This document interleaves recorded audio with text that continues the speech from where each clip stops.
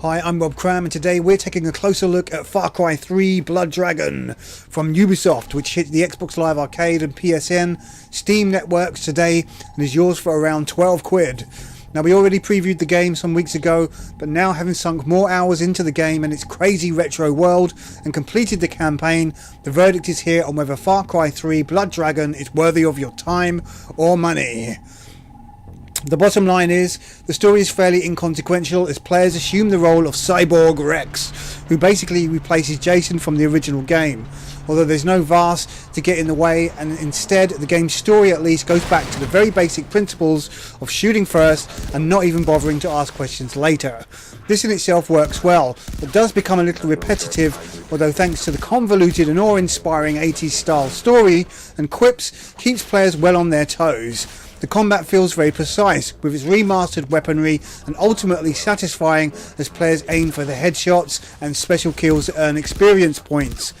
The splattering of blue blood from headshots in particular is deliberately gratifying for all the right reasons. In terms of the gags, younger gamers might not get the complexities of them, but then again, they are not conducive to enjoying the game, although having a few laughs does make it all the more meaningful.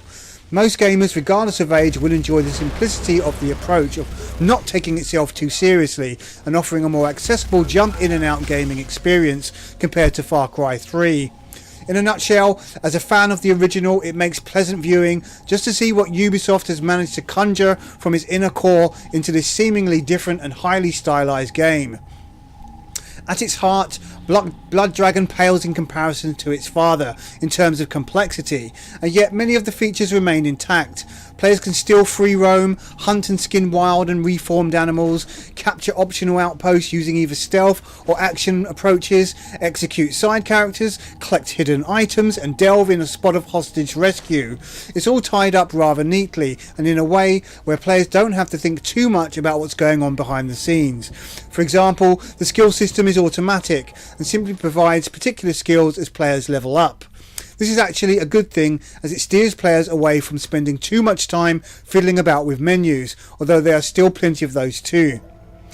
Blood Dragon features a backward step in terms of graphics, but in many ways the simple flat textures and neon lighting makes for a refreshing change from all the overexposed bright details of the original game.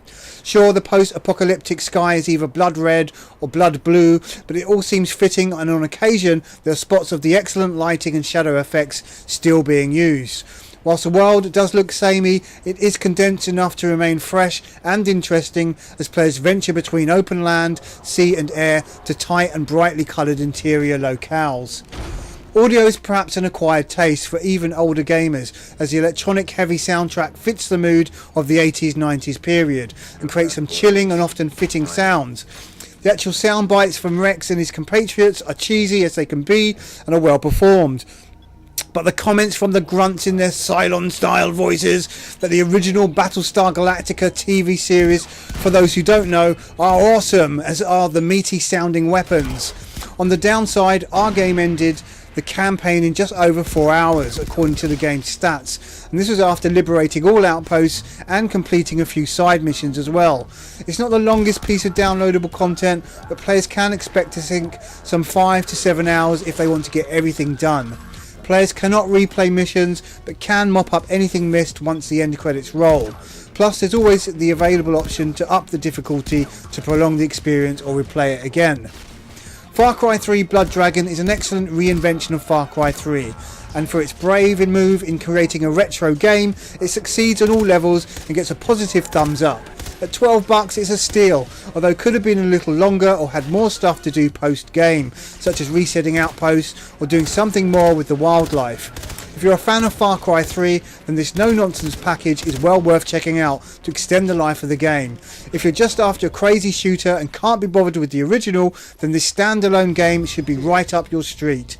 Far Cry 3 scores a rad 8 out of 10. I'm Rob Cram, thanks for watching.